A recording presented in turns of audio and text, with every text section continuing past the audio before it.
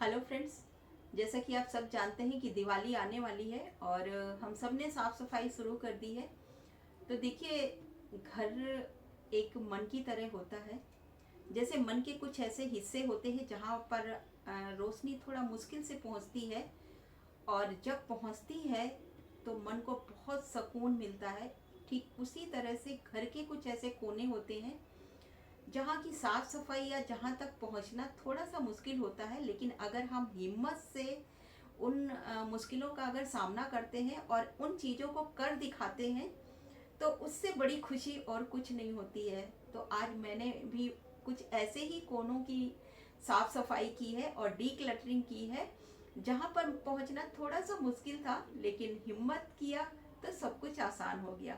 तो चलिए मेरे साथ कुछ ट्रिक एंड टिप्स के साथ आज हम आप लोग भी उन कोनों तक पहुँचे जहाँ तक पहुँचना थोड़ा सा मुश्किल होता है। तो चलिए वीडियो को शुरू करते हैं।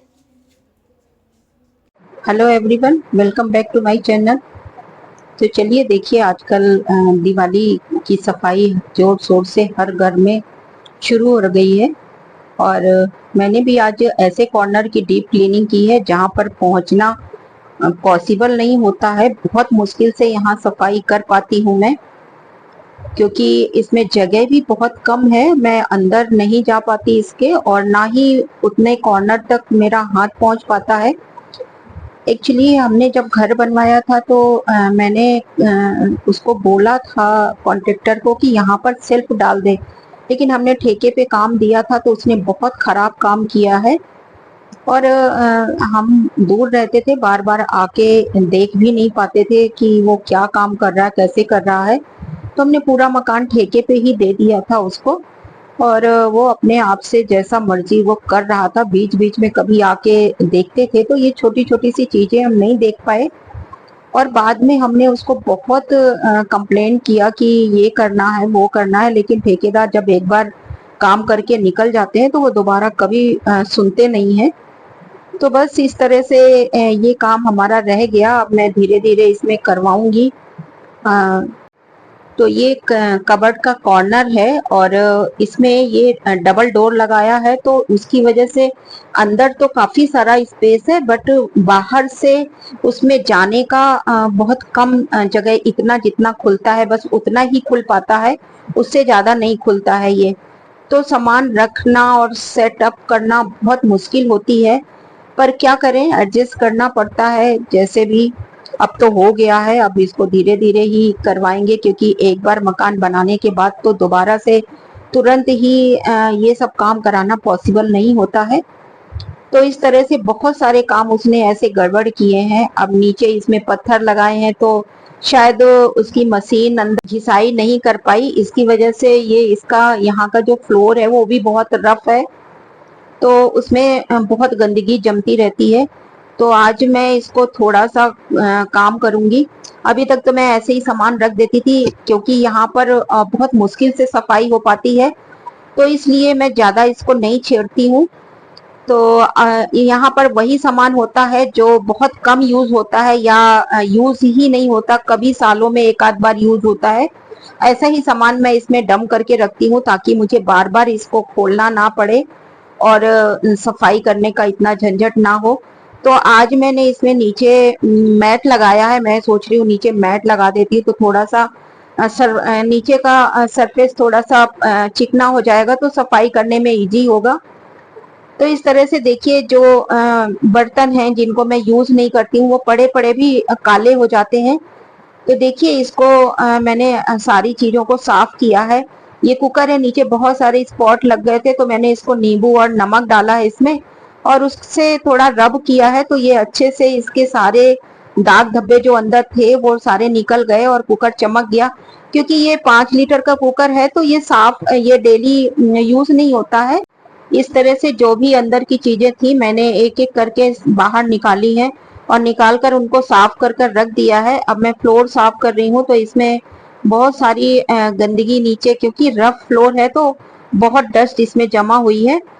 तो इसमें मैं देखिए अच्छा हार्पिक क्लीनर डालकर मैं इसको क्लीन कर रही हूँ, और कोशिश कर रही हूँ कि कॉर्नर कॉर्नर से मैं सफाई कर पाऊँ आज इसकी अच्छे से। तो ये इस जैसा भी जितना भी मैं इसके अंदर जा पा रही हूँ उस तरह से मैं हाथ डाल के इसको अच्छे से साफ कर रही हूँ। और उसके बाद मैंने अच्छे से सफाई करने के बाद इसको धो दिया। और जो कॉर्नर पे बहुत सारे अच्छे से इसकी मॉपिंग कर दी और मॉप से इसका अच्छे से साफ किया। तो देखा मैंने कॉर्नर पे कुछ होल चींटियों ने बना रखे थे, तो उसको भी मैं वॉल पुट्टी के डो से मैं उसको थोड़ा सा फिल कर दूंगी ताकि वो होल बंद हो जाए, उसमें से कीड़े मकोड़े ना छुपे, क्योंकि छोटे छोटे से होल में ही कई बार कॉकरोचेस या चींटियां आ जाती हैं। तो मैं उनको कोशिश कर रही हूँ कि उनको भी मैं इसी टाइम पे ये सारे भी छोटे मोटे काम कर लूं, क्योंकि एक बार अगर सामान मैंने सेट कर दिया तो फिर वो दोबारा नहीं हो पाएगा और ये सारी चीजें छोटी छोटे से काम रह जाएंगे। तो इस तरह से मैंने देखिए वॉल पुट्टी का एक डो रेडी किया और पेस्ट जैसा इसको बना लिया है मैंने। और इसी पेस्ट से मैं जितने भी अंदर के होल हैं, काफी सारे हो रखे हैं, तो मैं उनको सारे भर रही हूँ। तो इस तरह से आज मैंने इस कॉर्नर की सफाई की है। और बस जब ये सूख जाएगा तो मैं इसमें एक वॉलपेपर लगा दूंगी, तो उससे थोड़ा सा ये ठीक हो जाएगा ये कॉर्नर।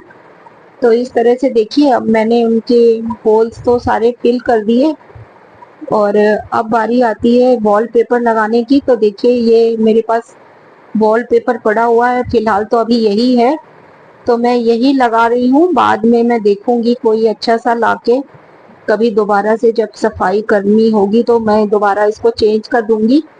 अभी तो मेरे पास यही पड़ा हुआ है तो मैं इसी को लगा रही हूँ। तो इस तरह से मैंने देखिए इसके सारे साइज के कट कर लिए हैं, जिस तरह से भी वो उसका लगा पाऊँ मैं उसे इजली, उस तरह से मैंने पीसेस कट किए हैं उसके।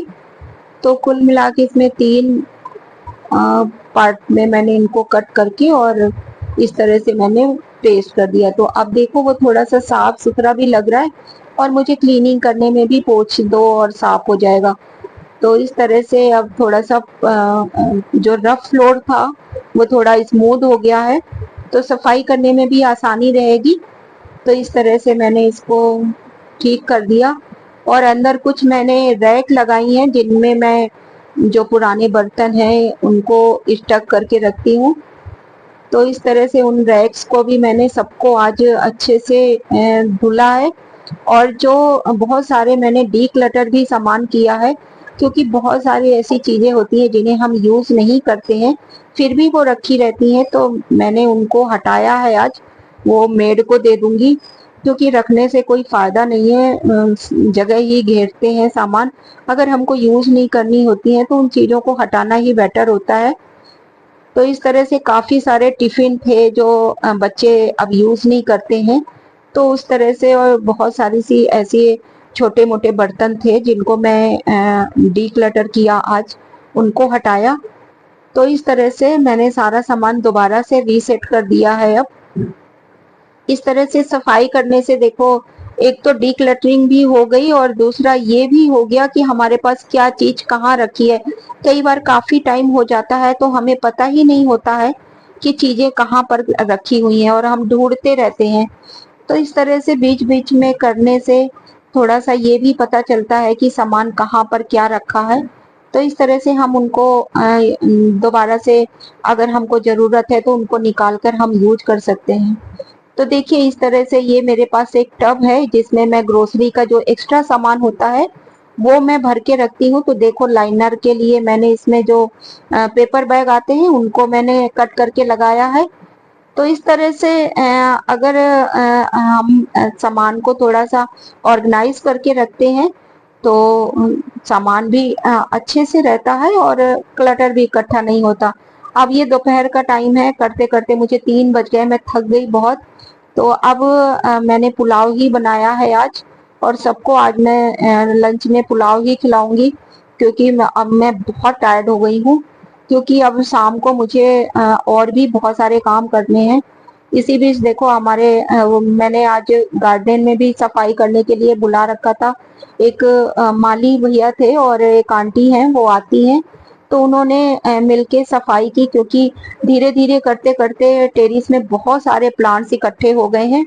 और इधर बारिश हो रही थी तो मैंने काफी दिनों से सफाई भी नहीं की और ना ही मैं करवा पाई हूँ। तो आज वो भैया भी आज ही आ गए, तो मैंने हस्बैंड को ऊपर लगा दिया उनकी ड्यूटी कि आप देखो उनको, और मैं नीचे का आज सब करती हूँ। तो देखो भैया ने वहां ऊपर सारा प्लांट्स हटा के उनको दोबारा से कटिंग किया और दोबारा से रीसेट किया। तो वो भी हो रहा है। तो इस तरह से दिवाली की सफाई शुरू है जोर शोर से। और इधर देखो मैंने आज फ्रिज भी डीप क्लीन किया है। तो इसको विनेगर के सोल्यूशन से, सोडा और विनेगर के सोल्यूशन से अगर आप साफ करते हैं तो इसमें भी जो गंदी स्मेल होती है, फ्रिज में जो कितना सामान हम रखते हैं, बचा हुआ जो बासी सामान रखा होता है, उसकी वजह से कई बार फ्रिज में स्मेल आने लग जाती है। तो अगर हम सोडा और विनेगर के सोल्यूशन से साफ करते हैं तो गंदी स्मेल नहीं आती है।